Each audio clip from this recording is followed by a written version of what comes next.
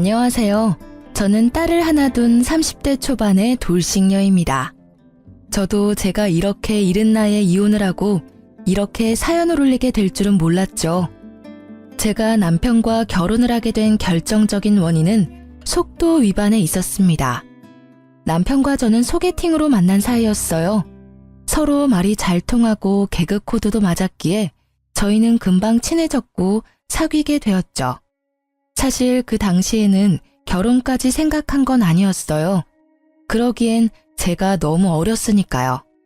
그런데 크리스마스 날에 둘 다 술을 마시고 실수를 한 거죠.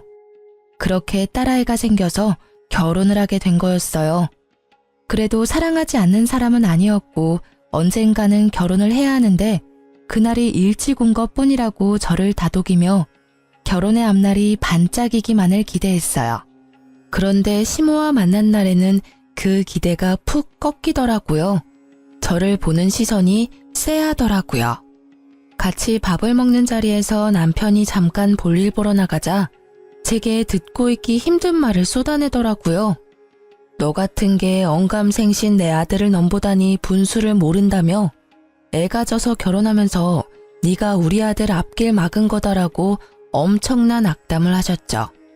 그때 이 결혼에 대해 다시 생각해봤어야 했는데 이미 생긴 아이에게 아빠 없이 자라게 하는 건 너무 가혹하다는 생각으로 참고 견뎠어요. 결국 시모의 혹독한 소리에 저는 결혼과 관련된 모든 것을 조금도 모자람 없이 해내야 했어요. 제 돈으로 혼수를 들이면서 집을 마련하는 것조차 제 돈을 보태야 했어요. 그러나 그 뒤에도 시모의 괴롭힘은 멈추질 않았어요. 그리고 저도 점점 나이가 먹어가면서 참는 게 능사가 아니라는 걸 배워가고 있었어요.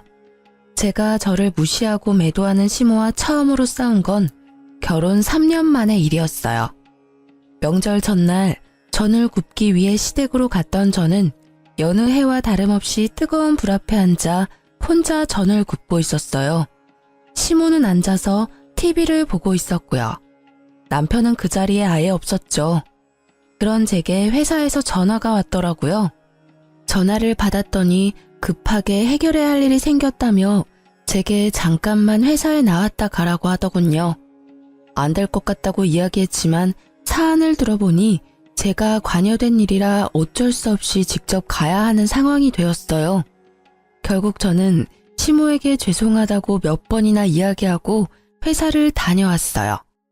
늦은 오전에 갔다가 그래도 오후 3시 이전에 시댁에 돌아왔어요.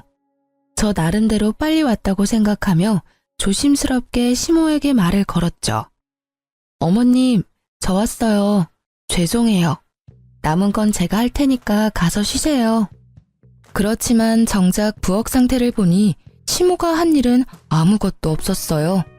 제가 일하고 있는 동안 시모는 여전히 TV를 보며 쉬고 계셨던 거죠.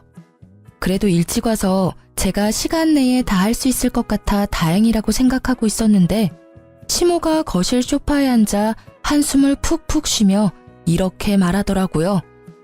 정말 못 배워먹은 애들은 어딜 가도 티가 나네.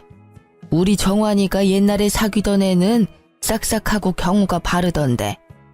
인물이면 인물, 집안이면 집안, 성품이면 성품. 뭐 하나 빠지는 구석이 없던 애를 놔두고 어떻게 이 집안에 저런 애가 며느리로 들어와서는 얼굴이 못생겼으면 일이라도 잘해야지. 이도저도 아닌 저런 애를 데려와 갖고는. 저는 그 말에 머리가 지끈거리는 걸 느꼈어요. 하루 이틀 일도 아니고 매번 남편의 전 여자친구 이야기를 하시니 이제는 귀에 딱지가 앉을 지경이었거든요. 결혼하고 3년간 내 말을 다 듣고 있었으면서도 꿋꿋하게 아들 옆에 붙어있는 걸 보니 뻔뻔하고 징그럽기까지 하니 원. 어떻게 여자애가 피임도 안 하고 조신하지 못하게 남자를 꼬시는 거야? 머리에 든 게 없는 애들이 그런 쪽으로만 빠르지. 안 그러니? 그런 일만 없었어도 우리 정환이 인생이 펴는 건데 아우 속상해. 너 볼 때마다 아주 화병이 날 것 같아. 결국 저를 향한 날카로운 시모의 그 말에 저도 뚜껑이 열리고 말았어요. 그래서 결국은 가두고 있었던 감정들을 모두 시모에게 쏟아 부어버렸어요. 어머님, 말씀이 좀 지나치시네요. 아니, 애는 혼자 가져요? 제가 싫다는 남자 꼬셨다 하더라도 지도 마음이 동했으니까 애가 생긴 거잖아요. 그럼 아들 탓도 하셔야지. 왜 제 탓만 하시는 거예요? 피임을 저만 하면 뭐예요? 어머님 아들도 피임을 안 했으니 애가 생기겠죠. 애가 생겨서 결혼한 게 그렇게 화날 일이시면 저 말고 정환 씨한테 가서 따지세요. 정환 씨한테는 한마디도 못하면서 제가 만만하니까 저만 잡는 거잖아요. 그리고 정환 씨 옛날 여친이 얼마나 대단했는지는 모르겠지만 지금 정환 씨랑 살고 있는 거 저예요. 어머니 옆에서 그 모진 소리 들어가며 명절 생신 제사 다 챙기는 건 저라고요. 어머 얘 좀 봐. 네가 감히 나한테 따진 거니? 하늘 같은 시어미한테 지금 말 대답한 거야? 이거 봐. 교양이 없으니 이런 막대 먹은 소리가 나오지. 네가 진짜 배운 게 있으면 어른한테 그런 소리 하겠니? 정말 기가 막혀서 이런 것도 며느리라고 교육을 해야 하는 나는 무슨 잘못이니? 그리고 여자가 마음 먹고 덤비면 안 넘어갈 남자가 어딨어. 애만 안 생겼어도. 어머님은 교양이 있으셔서 당신 아들의 딸 낳아준 며느리한테 그런 말 하는 거였어요. 말대답이 아니라 이제까지 못한 바른 말 한 겁니다. 저를 며느리로 대하고 싶지 않으시면 그렇게 하세요. 저도 시어머니로 모시지 않을 테니까. 그리고 제가 애 생겨서 결혼한 거에 반감 가지신 것 같으니까 제 딸은 이제 앞으로 어머님께 보여드리지 않을게요. 도대체 애가 무슨 잘못이에요? 전 제 딸 그런 소리 들으면서 자라게 둘 생각 없으니까. 결국 굽고 있던 전을 던져버리고 저는 딸과 친정으로 돌아갔어요. 명절 전날 친정에 온 저를 보고 친정 부모님은 모두 놀라셨지만 화가 나 씩씩거리는 제 모습에 크게 뭐라 하진 않으셨어요. 그도 그럴 것이 두 분은 제 성격을 잘 아시잖아요. 웬만하면 터지지 않는 제 분노가 터져버린 걸 보고는 분명히 무슨 일이 크게 벌어졌다고 생각하셨겠죠. 그리고 그날 저녁 남편이 전화가 왔더라고요. 받지 않으려다가 이번 기회에 시모 버릇을 고쳐야겠다고 생각했죠. 무슨 일이야? 냉정한 제 목소리에도 남편은 제 화내기에 바빴어요. 걱정은 하나도 되지 않는지 다짜고짜 화내는 남편에게 저는 약간 실망감이 들 정도였죠. 무슨 일이라니? 명절 전인데 당신이 여기 없는 게 무슨 일인 거지? 명절 준비 안 해? 이렇게 다 팽개치고 뭐 하는 짓이야? 아, 어머님이 당신한테 이야기 안 하셨나 보네. 그러니 당신이 나한테 화를 내지. 무슨 일 있었는지 못 들었어? 내가 명절 전날 친정에 오게 만들 만큼 충격적인 말을 하셨는데 당신한테는 알리고 싶지 않으셨나 봐? 엄마가? 별말 없으시던데. 아, 너 또 잔소리 들었다고 지금 친정 가 있는 거야? 매번 듣는 이야기 때문에 지금 시위하는 거지? 네가 어린애야? 생각을 좀 해봐. 엄마 잔소리가 하루 이틀 일도 아닌데 왜 새삼스럽게 굴어? 잔소리라면 잔소리지. 당신 옛날 여자친구 이야기 꺼내면서 나를 피임도 안 하고 남자 꼬셔서 애 낳은 꽃뱀으로 만들던데 그 잔소리 맨날 하시는 데다가 오늘은 여전히 당신 옆에 붙어있는 내가 징그럽다고 하셨어. 당신 생각은 어때? 이래도 그냥 잔소리야? 이거 거의 인격 모독의 언어폭력 수준이야. 나 당신을 가져서 결혼했지만 그랬기 때문에 시어머니한테 잘 보이려고 애 많이 썼어. 그런데 여전히 어머니는 나를 며느리로 안 봐주잖아. 그리고 당신 태도도 그래. 와이프가 그런 소리 들으면 좀 막아줘야 하는 거 아니야? 매번 멀뚱멀뚱 남의 이야기 하는 것처럼 아무 말 없이. 그것도 진짜 짜증나는 일인 거 알아? 제 말에 남편도 놀랐는지 잠시 폰 너머로 말이 없더군요. 이제껏 시모가 저를 탓하고 무시해도 참아온 건 저였어요. 남편은 마치 아무런 말도 듣지 않은 것처럼 행동했고요. 이야기를 하다 보니 그런 남편에게 화가 치밀더라고요. 남편은 제 분노에 잠시 머뭇거리나 싶더니 곧 크게 한숨을 푹 내쉬고는 애 어르듯이 말했어요. 당신이 참고 넘기면 될 일이잖아. 늙은 모친이 옛날 생각나서 그런 말 하는 거 그냥 넘기던지 한 귀로 흘리던지 하면 될 일이지. 다짜고짜 정 굽다가 날라버리면 뒷수습은 누가 해? 어차피 지금 나는 당신이랑 살고 있잖아. 그럼 상황 끝난 거지. 엄마가 뭐라건 크게 신경 쓰지 말라고. 나도 엄마 잔소리가 별거 아니라고 생각해서 별다른 조치를 취하지 않은 것뿐이야. 엄마가 아무리 그래봐야 우리는 부부잖아. 안 그래? 그걸 어떻게 한 귀로 듣고 흘려. 우리 둘이 이혼하라고 등 떠밀고 계시는데. 이번에 어머님 그 발언은 진짜 선을 넘었다고 생각하거든? 그런 말들은 우리 딸을 욕보이기도 하는 거야. 이참에 내가 말하는데 나 앞으로는 시댁 행사에 참여 안 할 거야. 시댁에서 부르면 자기만 다녀와.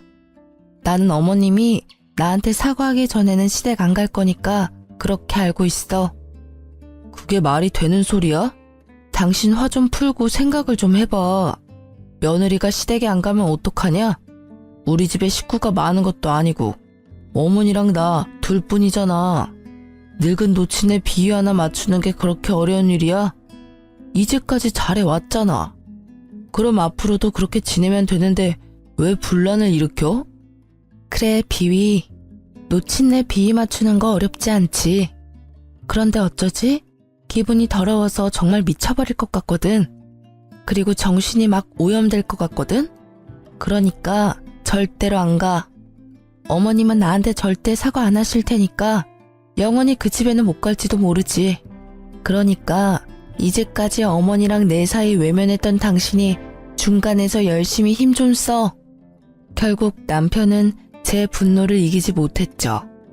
평소 조용하던 사람이 화내면 무섭다는 이야기가 진짜인 건지 화를 내는 제 모습에 놀란 듯 그 뒤로는 시댁 행사에 절 부르지 않았어요. 저는 그렇게 시댁에 가지 않게 됐고 행사가 있을 때나 명절에는 남편만 보냈어요. 시모가 분명히 남편에게 제 욕을 하고 있을 테지만 직접 듣는 것도 아닌데 상관없잖아요. 이렇게라도 시모 얼굴을 보지 않으니 속은 편하더라고요. 그렇게 제 결혼 생활은 잘 유지되는 것 같았어요. 물론 시모와의 트러블이 있었지만 고통받으며 사는 것보다는 훨씬 좋았거든요. 다른 사람과 척을 지고도 이렇게 편안한 건 그만큼 제가 그동안 스트레스를 많이 받았던 거라고 생각해요. 이 홀가분함이 오래 갈 거라고 생각한 것도 잠시 정작 결혼 생활을 무너뜨린 건 시모가 아니라 남편이더라고요. 여느 때와 마찬가지로 일하고 돌아온 남편이 목욕하러 들어간 시간에 저는 집 청소에 열중이었어요. 그리고 마지막으로 청소하려고 들어간 드레스룸 정중앙에 검은색의 작은 카드 지갑이 떨어져 있는 걸 발견했죠. 그걸 주워들었는데 약간 이상하더라고요. 납작해야 할 카드 지갑이 울퉁불퉁했어요. 카드 수납칸에 카드가 아닌 다른 게 들어가 있는 것처럼 보였거든요. 이상한 마음에 슬쩍 보았더니 웬 목걸이가 들어가 있더라고요. 그걸 꺼내서 손에 담아보니 한눈에 봐도 고가인 목걸이가 반짝거리더라고요. 그걸 이리저리 둘러보는데 남편이 마침 욕실에서 나오더라고요. 자기, 이거 뭐야? 목걸이가 자기 지갑 안에 있던데? 뭐야, 갑자기 남의 지갑을 봐. 사생활 침해인 거 몰라? 제 모습을 본 남편은 마치 유령이라도 본 것처럼 기겁을 해서는 제게 달려와 목걸이와 카드 지갑을 낚아채 가더라고요. 왜 그렇게 격하게 반응해? 뭐 수상한 물건이야? 내 말에 남편이 들고 있던 목걸이를 잠깐 보더니 제 손에 다시 올려주더라고요. 그러면서 제게 좀 더 부드러운 말로 이야기했어요. 수상한 물건이라니. 이건 당신한테 줄 선물이었거든. 당신이랑 엄마 사이를 잘 풀어주지 못한 내 탓도 있고 해서 미안함과 고마움을 담아 겸사겸사 산 거야. 진짜? 내 거라고? 너무 예쁘다. 고마워, 여보. 난 기념일도 아닌데 무슨 일로 이런 걸 샀나 했어.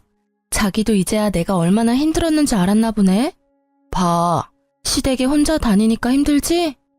정말 비싸 보인다. 얼마 정도였어? 그리고 보증서는 없어? 많이 비싼 건 아니야. 그래도 싸지는 않지. 당신한테 주는 건데 너무 싸구려는 좀 그렇잖아. 그리고 케이스랑 보증서는 차 안에 있어. 내일 집에 들어오는 길에 가져올게. 근데 이거 왜 지갑에 넣어왔어? 서프라이즈인데 케이스에 넣으면 들키잖아. 그래서 그랬어. 어때? 마음에 들어? 당연히 마음에 들지. 결혼식 이후로 장신구는 처음 받아보니까 너무 좋다. 이거 받으니까 이제까지 있었던 일들이 다 풀리는 것 같아. 고마워요. 남편은 뜨뜨미지근한 모습이었지만 이때 저는 기쁨으로 가득 차서 그런 의심은 날아가 버렸죠.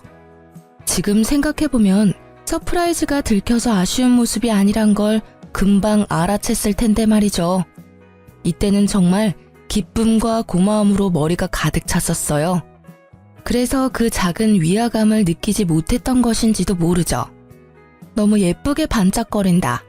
앞으로 일하러 갈 때마다 착용해야지. 소중히 여길게. 고마워. 그렇게 즐거운 마음으로 목걸이를 받고 한동안 저는 붕 뜬 기분으로 지냈어요. 그 뒤 계속 이어진 남편의 야근에도 잔소리 한번 하지 않고 저녁마다 야식을 만들어 기다렸어요. 그렇게 며칠이 지났을까요? 바람이 많이 부는 날 거추장스럽게 날리는 머리카락을 정리하려 신경질적으로 머리카락을 확 넘기는데 통증이 확 느껴지더라고요. 보니까 머리카락에 목걸이가 걸려서 겨우 떼어냈는데 고리 부분이 헐겁게 고장나 있더라고요. 결국 저는 보증서를 챙겨서 주얼리샵까지 갔어요. 남편에게 보증서를 받아서 가방 안에 넣어뒀다가 빼지 않았거든요. 이왕 나온 김에 샵까지 간 거였는데 입구에서 전화가 왔어요. 시모의 전화였죠. 저는 무시했어요. 그런데 끊임없이 오는 전화에 결국 전화를 받았어요. 네, 나다. 넌 무슨 전화를 그렇게 안 받아? 네가 시댁에 오지 않기로 했다고 해서 네가 며느리가 아닌 건 아니잖니? 이상한 말이었어요. 언제는 며느리 취급도 안 하더니 오늘따라 내게 며느리임을 강조하는 시모. 그 모습에 이상함을 느낀 저는 시모에게 본론부터 물었어요. 무슨 일로 연락하셨어요? 전 시댁 행사에 참가 안 하기로 이미 남편과 이야기 다 됐는데요. 일 있으신 거면 정환 씨한테 전화하세요. 그런 것 때문에 전화한 거 아니다. 내가 병원에 다녀왔다가 신장이 안 좋다는 이야기를 들었어. 무리를 하면 안 된다고 의사가 신신당부를 하더라. 내가 너 그동안 아나무인으로 군 거 다 용서해 줄 테니 집에 와서 집안일 좀 도와. 합가하라는 건 아니니까 저녁이나 낮에 시간 날 때 와서 집에 와서 청소도 하고 빨래도 하고 반찬도 좀 해놓고 가거라. 내가 다 하려니 영 무리가 돼서 힘이 딸려. 그 이야기를 듣는데 머리가 띵하더라고요. 아니, 나가라고 이혼하라고 그렇게 난리칠 때는 언제고 본인 몸 아프다고 이제 와서 며느리 노릇하라니. 어이없는 자기중심적 사고에 저는 더 싸늘해졌어요. 남편이랑 상의해 볼게요. 우리도 맞벌이고 경제적인 부분에서 저 혼자 결정하는 건 아닌 것 같아서요.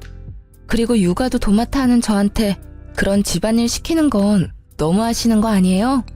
필요한 거 있으면 정환 씨한테 말씀하세요. 정환이는 내가 아픈 거 몰라. 꼭 바쁜 애를 그렇게 귀찮게 해야겠니? 너야 며느리니까 당연히 내 수발 드는 건 당연한 거고 내가 다 용서해준다고 하는데도 왜 이렇게 딱딱하게 구는 거니? 정말 하나부터 열까지 정이 안 가는 애야. 정이 안 가시면 부르지를 마세요. 기껏 전화해서는 또 이런 이야기 하시려고 한 거면 끊을게요. 그리고 집안일 해주실 분 찾는 거면 차라리 돈 주고 가사 도우미님을 부르세요. 그게 훨씬 어머니한테 도움될 것 같으니까요. 폰 너머로 뭐라 떠드는 시모의 말을 무시하고 전화를 끄는 저는 신경질적으로 남편에게 전화를 걸었어요. 몇 통이나 걸었는데 받지 않더군요. 결국 알아서 전화 오겠지 하는 마음으로 일단 목걸이부터 고치기 위해 주얼리 샵으로 들어갔어요. 저는 목걸이를 보여주며 수리를 맡기려고 한다고 직원에게 말했어요. 그런데 갑자기 그 직원이 목걸이를 유심히 보더니 나를 불손한 눈빛으로 바라보기 시작하더라고요. 죄송하지만 고객님, 이 목걸이 직접 사신 거 아니시죠? 이거 어디서 가져오신 거예요? 본인 물건 아니지 않아요? 네? 그게 무슨 말이에요? 그건 제가 남편에게 받은 제 목걸이예요. 보증서도 있는데 보여드릴까요? 거짓말하시면 문제가 더 커지세요. 똑바로 말씀해 주세요. 이거 본인 거 아니시죠? 갑자기 도둑 취급받은 저는 당황하며 보증서를 꺼내 보여줬어요. 보증서를 보던 직원은 눈에 띄게 당황하더라고요. 보증서 때문이 아니라 제가 말한 남편이라는 말을 듣고서요. 진짜가 맞는지 확인해 보세요. 이걸 사러 왔단 사람 얼굴도 보여드릴 수 있어요. 그럼 누가 산 건지 확인이 되겠죠? 여차하면 남편 불러와도 상관없고요. 직접 사왔다고 했으니 CCTV도 있을 거고. 제 말에 직원의 얼굴이 갑자기 사색이 되더라고요. 처음엔 그 모습이 저를 도둑으로 몰아서 그런 거라고 생각했어요. 죄송해요. 제가 착각했나 봐요. 그런데 그런 것 치고는 처음에 직원이 너무 과하게 아는 척한 게 신경이 쓰이더라고요. 아니요, 착각한 거 아닌 것 같은데. 분명히 목걸이 보더니 바로 저한테 제 거 아니라고 하셨어요. 이 물건이 여러 개 팔렸을 텐데 어째서 저한테 콕 집어 그런 말 하셨어요? 대답 여하에 따라 여기 본사의 직원분 행동에 대해 불만 제기할 거예요. 거의 협박이나 다름없는 제 말에 직원은 울상을 지으며 자기가 알고 있는 걸 실토했죠. 죄송해요. 사실은 그 목걸이 뒤에 작게 이니셜이 되어 있는데 제 친구가 선물 받았을 때 새긴 거랑 똑같아서. 저는 쎄한 마음에 목걸이 뒤쪽을 살펴봤어요. 그랬더니 아주 작게 이니셜이 되어 있더라고요. 그런데 제 남편 이름, 제 이름의 이니셜이 아니었어요. 거기 새겨진 날짜도 저희 기념일이 아니었고요. 그런데 그 이니셜을 보니 딱 하나 기억이 나더라고요. 그 이니셜과 똑같은 이니셜을 가진 남편의 전 여친이. 저는 황급히 폰을 꺼내 남편 사진을 보여주며 말했어요. 이 목걸이 산 사람이 이 남자가 맞나요? 직원이 고개를 끄덕이자 저는 머리로 순식간에 열이 오르는 것을 느낄 수 있었어요. 온몸이 부들부들 떨렸죠. 배신감과 분노로요. 전 여친과 여태껏 만나고 있으면서 나를 속인 남편이나 아프다는 이유로 며느리 취급도 안 하던 내게 이제와 며느리 노릇하라며 식모처럼 부리려고 하는 시모까지, 이 시댁에 있는 인간들에게 한 줌 남아있던 미운 정까지 뚝 떨어졌거든요. 그 자리에 있는 직원들이 불쌍한 사람처럼 나를 보는데 어찌나 부끄럽던지. 저는 그 자리에서 결심했어요. 그 집안과 인연을 끊겠다고요. 그날 저녁 저는 남편을 기다리고 있었어요. 그런데 남편은 밤늦도록 들어오지 않더군요. 자정이 되자 메시지가 하나 오더라고요. 오늘 본가에서 잘 거야. 라는 문자. 감이 올 수밖에 없었어요. 지가 바람피는 걸 내가 알았다는 걸 알고는 피한 거예요. 그 직원이 상간녀의 친구였으니 바로 이야기해줬겠죠. 저는 남편의 행동이 너무나 괘씸해서 참을 수 없었어요. 이런 일이 생겼다면 제게 찾아와 울고불고 싹싹 빌어도 용서해 줄까 말까인데 아예 상종을 하지 않겠다는 그 생각이 열받았어요. 어차피 인연 끊는 거 이 남자 아니라 시댁에 이야기하면 될 것 같아서 다음날 아침이 되자마자 저는 시댁으로 찾아갔어요. 그런데 시댁으로 가니 시모는 제가 본인 병수발 들러온 줄 알더라고요. 예, 잘 왔다. 아무리 성격 나쁘고 배운 게 없어도 며느리는 며느리지. 시모가 아프다는데 이렇게 달려와야 하는 게 당연한 거 아니니? 죄송한데 그건 거절해야겠어요. 혹시 어머님도 알고 계셨나요? 그이가 바람 피우고 있는 거. 뭐? 그게 갑자기 무슨 소리니? 걔가 바람을 피워? 에이, 설마. 설사 걔가 바람을 피웠다 해도 그건 너한테 문제가 있어서 그런 거겠지. 우리 아들은 절대 그럴 사람 아니야. 어쩌면 이렇게 아들 사랑이 대쪽 같은지 지 아들놈이 바람을 폈어도 원인 제공자는 너다 라고 말하는 게 참 얄밉고 꼴보기 싫더라고요. 그래요? 근데 벌써 확인 다 했어요. 저는 다른 건 참아도 외도는 못 참아요. 그 사람이 바람을 피워서 이미 우리 집은 끝났어요. 그 말은 어머님 간병을 해줘야 할 이유가 없다는 뜻이기도 하고요. 예, 너 잘 알아본 거 맞니? 본인한테 확인도 안 하고 나한테 와서 그렇게 이야기해도. 확인은 이미 끝났고 저는 이혼할 생각이에요. 어제 이야기하려고 했는데 집에 안 들어왔더라고요. 시댁에서 잔다고 하던데. 어제 이곳에도 안 온 걸 보면 누구랑 있는지는 답이 나오네요. 여기 오면 있을 줄 알았는데. 당사자가 없으니 대리인에게 말씀드리는 거예요. 그래도 넌 아직까지 법적으로 내 며느리야. 아직 이혼 도장 찍지 않았으니 네가 내게 성의를 다해야 하는 건 변함없어. 어머님, 저 같은 걸로 만족하시겠어요? 어차피 또 듣기 싫은 말 하실 게 뻔한데. 그래도 이번에는 축하드려야겠네요. 남편 상간녀가 어머님이 그렇게 사랑에 맞지 않는 옛날 여친이거든요. 그 상간녀한테 수발 들어달라고 부탁해보는 게 어떨까요? 저같이 뻔뻔하고 교양 없는 며느리보다야 낫지 않겠어요? 저는 시모에게 최대한 빈정거리고는 집으로 돌아왔어요. 그리고 그날 저녁이 되니 남편이 거들먹거리며 집으로 돌아오더군요. 그 모습이 당당하기 짝이 없어서 부하가 치밀었어요. 기분 좋아 보이네? 어머님한테 이야기 들었어? 이혼하고 싶다고 전해드렸는데 그 이야기 듣고 이렇게 즐거운가 봐. 그래, 기분 좋지. 드디어 당신이 당신 입으로 헤어지자고 말해줬잖아. 이걸 얼마나 기다렸는데. 얼마나 만났어, 그 여자?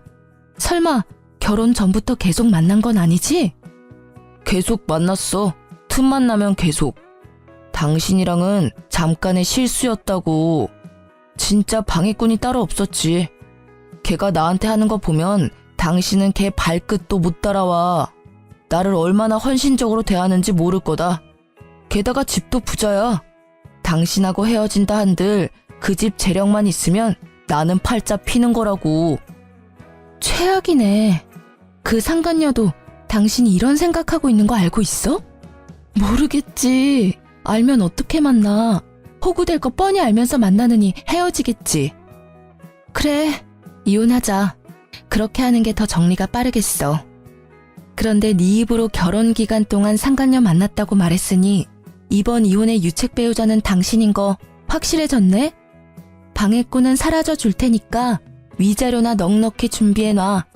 나는 내가 당한 정신적 고통까지 싹 다 위자료 받을 거니까. 아, 그리고 이 집 마련할 때 든 내 돈이랑 친권 양육권은 당연히 내가 가져올 테니 양육비까지 마련해야 하는 거 알지? 잘 됐네. 돈 많은 여친 둬서 이혼할 때도 편하겠어. 그런다고 내가 무서워할 줄 아냐? 난 상관없어. 어차피 그 돈 마련하는 건 이제 어렵지도 않으니까. 근데 이혼하기 전까지는 우리 엄마 집에서 일 좀 해. 이혼하면 상관없는 남이지만 지금은 어차피 당신은 우리 집안 며느리라고. 며느리로서 도리는 해야지. 역겨운 표정으로 말하는 남편놈의 싸대기를 한 대 쳐주고 싶었지만 참았어요. 그리고 웃으면서 그렇게 이야기해줬죠. 당신의 불륜도 이혼 사유지만 시어머니의 막말과 언어폭력도 이혼 사유 중에 하나거든? 나한테는 그걸 거부할 권리도 있어. 나도 바보가 아니야. 이제까지 어머님이 하시는 말 그냥 곱게 듣고 넘긴 줄 알았어? 녹음 다 해놨으니까 나는 이제 그쪽에 볼 일 없어. 사랑하는 네 여친한테 네 엄마 병수발 시키던지. 곱게 자란 여친이 그걸 할 수 있을지는 모르겠지만 뭐 알아서 잘들 하겠지. 남편은 제 말에 입을 꾹 닫더라고요. 더 이상 시모 병수발 들라는 미친 소리는 안 하겠지 싶었죠. 그리고 이후 남편과는 합의가 아닌 소송을 하게 됐어요. 저는 상간녀 소송을 위해 남편의 전 여친을 찾아갔어요. 확실히 예쁘더라고요. 그런데 온몸을 명품으로 휘감고 있었어요. 그 여자도 과시욕이 보통이 아니더라고요. 그리고 그런 그녀의 모습을 보니 이 여자가 남편과 시댁의 돈 보고 불륜을 저지르고 있었구나 예상이 갔어요. 사실 시부가 살아있을 때 시댁은 소위 말하는 잘 사는 집안이었거든요. 그렇지만 사업하시던 시부가 죽고는 가세가 많이 기울었고 사업하며 진 빚을 갚느라 예전만큼 좋지 않아요. 그냥 중산층 정도일 뿐이거든요. 그런데 그 여자는 그것도 모른 채 저한테 주저리 말하더군요. 현명한 결정 고마워요. 어차피 오빠가 저를 잊지 못해서 제게 돌아올 건 기정사실이었을 테니까요. 당신과의 사이에 애가 생기지 않았으면 저와 결혼했을 거예요. 물론 그 시기에 제가 오빠와 헤어져 있긴 했지만 마음까지 헤어진 건 아니었거든요. 제가 오빠와 사귄 게 먼저였으니까 그쪽 분이 저한테는 불륜녀나 다름없는 상황이었거든요. 애가 생기지 않았다면 오빠도 저를 떠나지 않았을 테고 말이에요. 그럼 당신도 애 가지지 그랬어요. 그랬으면 당신한테 돌아가고 내가 버림받았을지도 모르는데 왜 그렇게 안 했는지 궁금하네요. 그때는 별로 그렇게 좋아하지 않았나 보죠? 뭐 어쨌든 이런 말 들으려고 만나자고 한 건 아니고 상간녀 소송할 거니까 그렇게 알고 있으세요. 위자료 준비 잘 하시고요. 그래도 집이 잘 사는 것 같아 다행이네요. 온통 명품이라 위자료 못 받을 걱정은 안 해도 될 것 같아요. 어차피 그 위자료도 제가 내는 거 아닌데요. 전 어차피 그만한 돈도 없어요. 오빠가 다 내줄 거예요. 제가 뭐 때문에 오빠랑 결혼하는 건데요. 오빠가 다 알아서 한다고 했으니 제가 신경 써야 할 일은 없는 거죠. 이렇게 만나자고 한 것도 의미 없는 일이지만 그래도 전 와이프인데 인사 정도는 해야 할 것 같아서. 이야기를 들으니 남편을 봉으로 삼으려고 결혼하는 게 한눈에 보이더라고요. 그 오빠는 당신한테서 돈 뜯어내서 위자료 주려고 생각하고 있는데 이 말을 꺼내지 않으려고 얼마나 참았는지 모르죠? 제 발로 죽을 자리 찾아가는 상간녀를 제가 말릴 필요가 있나요? 그냥 제 꾀에 제가 넘어가는 걸 감상하는 게 더 재밌잖아요. 그래서 저는 한껏 웃어줬어요. 상간녀는 제가 괜히 허세 부린다고 생각한 건지 코웃음을 치며 저를 비웃더라고요. 그 모습이 어찌나 가소로운지 하마터면 다 말해줄 뻔했어요. 그치만 그러면 이 여자한테 복수할 수 없을 테니 시댁 상황에 대해서는 함구했어요. 결국 이혼하면서 저는 전 남편에게 위자료를 왕창 뜯어오게 됐어요. 결정이 났거든요. 위자료 결정되자마자 두 사람은 냉큼 혼인신고부터 올렸더라고요. 우습게도 서로의 경제적인 상황도 모르면서 빨리 혼인해서 법적으로 맺어져야 상대방이 자신의 위자료를 내줄 거라고 생각했던 것 같더라고요. 서로가 빈털터리인 줄도 모르고서는 한두 달 동안 카톡 프로필에 달달함 가득에 매일매일 새로운 프로필이 올라오더니 그 뒤부터는 아예 프로필이 각자 독사진으로 바뀌더라고요. 이때쯤 되니 두 사람 관계가 그리 순탄치는 않구나 하는 예감이 들었어요. 그리고 그 예감에 쐐기를 박는 게 전 시모의 연락 때문이었어요. 몇 번을 전화해서 한 번만 만나자고 사정을 하길래 한 번 만나주겠다고 하고 집 근처로 불렀죠. 또 무슨 어이없는 말을 하려나 하고 기다리던 그때 전 시모는 제 손을 부여잡고는 간절하게 말하더라고요. 예, 며느라가 너 우리 아들이랑 제발 다시 합치면 안 되겠니? 재결합 한번 신중히 생각해봐, 응? 갑자기 이러시는 이유를 모르겠네요. 저희 이미 헤어졌고 더 이상 감정조차 없어요. 게다가 그런 말을 하실 거면 어머님이 아니라 그 사람이 직접 와야죠. 그 고얀 년이 글쎄 나랑 같이 못 산다고 하지 않니? 명절 제사 때도 안 오고 결혼하고 나서 아무것도 안 하겠다고 땅 못 박더라. 어떻게 사람이 그래? 내가 지를 얼마나 잘 챙겨주고 딸같이 대했는데 아픈 시모 모시라는 게 그렇게 힘든 일이니? 그러면서 그 당돌한 게 뭐라는 줄 아니? 나를 모시고 살 거였으면 우리 아들이랑 애초에 결혼 안 했을 거라고 하더라. 결혼하고 며칠 지나지 않아서 그런 말을 하더라고. 아, 그러셨어요? 그치만 어머님이 그 상간녀를 무척 좋아하셨으니까 다 이해하시고 넘어가셔야죠. 저한테도 누누이 말씀하셨잖아요. 그 상간녀가 얼마나 싹싹하고 야무진지. 그리고 그걸 저한테 와서 호소할 일은 아니지 않나요? 아드님한테 가서 말씀하세요. 아들? 그놈도 매 한 가지야. 내가 몇 번 집에 일하러 오라고 했다고 아들한테 일러 바쳤는지 화가 나서 나한테 전화해서는 엄마네 집에 안 오겠다고 소리치고 끊더라고. 여자 치마폭에서 놀아나는 못난 놈 같으니. 그러면서 그 뒤로는 아예 연락도 없고 찾아오지도 않아. 그것만 하면 다행이게. 얼마 전에 아들놈이 혼자 집에 짐을 싸들고 왔길래 왜 왔냐고 물었더니 그 도둑년이 도망갔다고 하더라고. 그러면서 대출받아서 산 집도 그년이 팔아먹어서 결국에는 빚만 남았다고. 전 시모는 속에서 열불이 나는지 그 이야기를 하는 내내 탁자 위에 있던 찬물을 벌컥벌컥 들이키더군요. 그 이야기를 듣는 저는 그냥 웃겼어요. 저랑 헤어지고 잘 살 거라며 떵떵거리던 남편이 어떤 꼴로 지내는지 알게 되니 너무 유쾌하더라고요.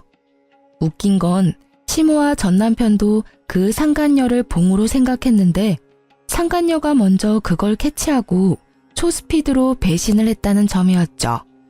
그렇게 중내만에 할 때는 언제고 돈 하나에 이렇게 1년도 안 돼서 찢어지는 부부라니.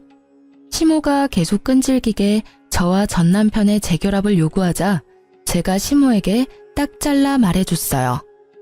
상간녀가 좋다고 할 때는 언제고 이제 와서 이러세요? 그런 말씀하실 거면 여기서 헤어지는 게 좋겠네요. 저는 아직도 어머님이 저한테 하신 인격모독 같은 말들을 다 기억하고 있기 때문에 지금 이렇게 얼굴 보는 것도 사실은 힘들거든요. 그러니까 저는 이만 가볼게요. 그럼. 아이고, 얘야, 나 좀 봐라, 어? 늙은 시모가 배지도 않아? 결국 길거리에서 난리치는 모습에 한숨을 푹 쉬며 전 남편에게 전화했어요. 예상과는 달리 한 번에 전화를 받는 남편 놈에게 말했어요.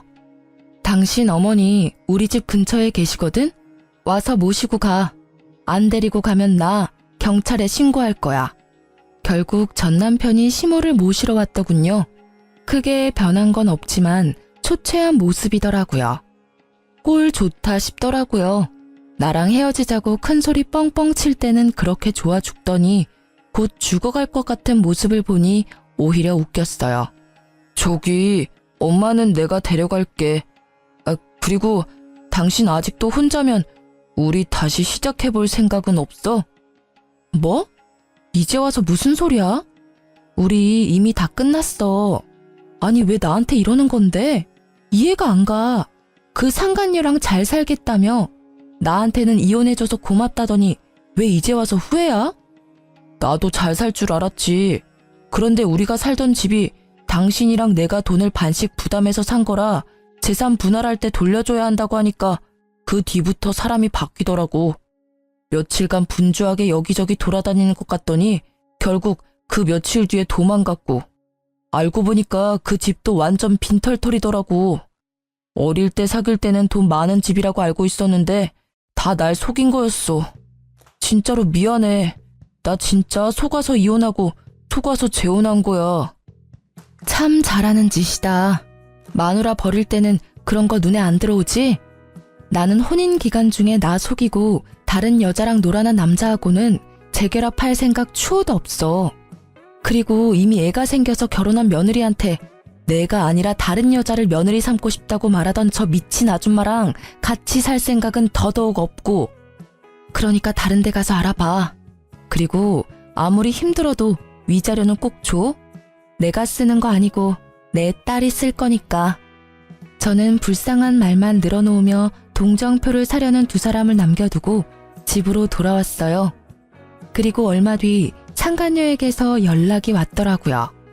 만나자고 하길래 저번에 시모와 만났던 카페로 오라고 했죠. 상간녀는 조심스럽게 주변을 살펴보며 들어오더니 제 앞에 앉아서는 다짜고짜 저에게 따지기 시작하더라고요. 당신 어떻게 그 집에 돈 한 푼 없는 걸 나한테 숨길 수 있어? 완전 빈털터리 집안이던데 설마 나 엿먹으라고 말 안 했어? 엿먹으라고 말 안 한 거 맞고, 그리고 그런 건 당신이 먼저 알아봤어야 하는 거 아니야? 유부남 꼬셔서 재혼할 생각으로 가득 차 있었으면서 그런 건 왜 못 알아봤대? 내가 그런 걸 알려줘야 할 의리 같은 거라도 있었나? 제 말에 상간녀가 저를 째려보더라고요. 구구절절 다 맞는 말에 자기가 알아보지 못한 것도 본인 탓인데 왜 여기 와서 남 탓을 하고 있는지. 당신 때문에 내 인생 망쳤어. 나는 초혼이었다고.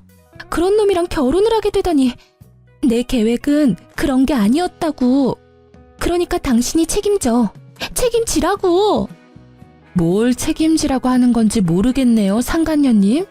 제가 피해자고 당신이 가해자예요. 그래서 상간녀 소송에서 위자료까지 당신이 나한테 지급하라고 나왔잖아요. 잘 사는 부부 갈라놓더니 이제 와서 물리라고요? 어이가 없어서. 이미 저는 그 집안과 결별했고 당신은 그 집안 사람이니까 잘 살면 되는데 왜 여기 와서 이러는지 모르겠네. 상간녀 소송 취하해. 난 완전히 속아서 이 결혼한 거야. 그러니까 그 위자료 지급 못해. 아니 안 해. 이게 뭐야. 상간녀 소송비도 다 대줄 것처럼 하더니 정작 까보니 아무것도 모아둔 것도 없고 그 집마저 돈 안 내면 팔아야 될 상황이고 거기에 매달 양육비까지. 그런 거지 주제에 나한테 결혼하자고 혼인신고서를 가져와? 나쁜 새끼. 당신도 똑같이 나쁜 년이야. 그러니까 빨리 상간녀 소송 취하해. 다시 한번 나한테 그거 취하하라느니 내 탓이라느니 나를 비방하면 당신 시댁한테 당신 잡아가라고 전화할 거예요. 지금 그 사람들 피해서 도망 다니고 있다던데. 들키고 싶으신 거면 계속 여기서 저한테 말도 안 되는 소리 하세요. 이대로 그 집에 끌려 들어갈 건지 계속 내 탓하며 나를 괴롭힐 건지 알아서 결정하세요. 결국 제 엄포의 상간녀는 불이 나게 도망가더라고요. 줄줄이 저한테 찾아와 제 탓하는 것도 똑같고 서로의 잘못을 하소연하는 것도 똑같더라고요. 어째 그리 똑같은 사람들 셋이 만났는지. 그 뒤로 양육비 때문에 전 남편을 만났었는데 여전히 두 사람은 숨바꼭질 중이고 여전히 법적인 재혼 부부 사이라 새로운 사람도 못 만나고 있다고 하더라고요. 뿌린 대로 거둔 것이니 원망할 필요 없는데도 매번 볼 때마다 신세한탄하는 걸 보니 웃겼어요. 이혼 소송 후 저는 위자료 듬뿍 받아서 딸과 새로운 삶을 시작하고 있어요. 전 남편의 배신의 영향이 큰 탓에 아직까지 재혼 생각은 크게 없어요.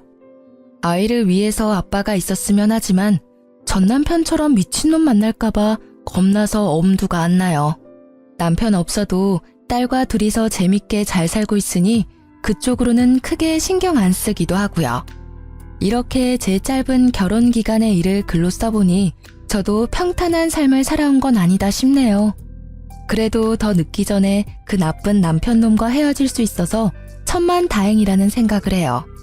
이혼 초반에는 싱글맘으로 일하랴 애보랴 힘들 때도 있지만 그럴 때는 시모와 남편의 횡포에 시달렸던 그때를 생각했어요. 그러면 없던 힘도 솟아났거든요. 넉넉하지 않아도 지금 마음은 어느 때보다 더 편해졌어요. 주변에서 많이 걱정해 주시지만 3년이나 지난 지금은 걱정할 필요 없을 만큼 잘 살고 있어요. 함께 걱정해 주셨던 분들과 저를 지탱해 주셨던 분들에게 감사한 마음으로 하루하루를 살아가고 있어요. 그리고 지금 외도로 힘들어 하실 분들이 만약 제 글을 보신다면 용기를 내세요. 참고 있다가는 언젠가 폭발하거나 무너져 버릴지도 모르니까요. 제 사연이 저와 비슷한 일을 겪는 분들에게 작게나마 좋은 위로가 되었으면 좋겠어요. 들어주셔서 감사합니다.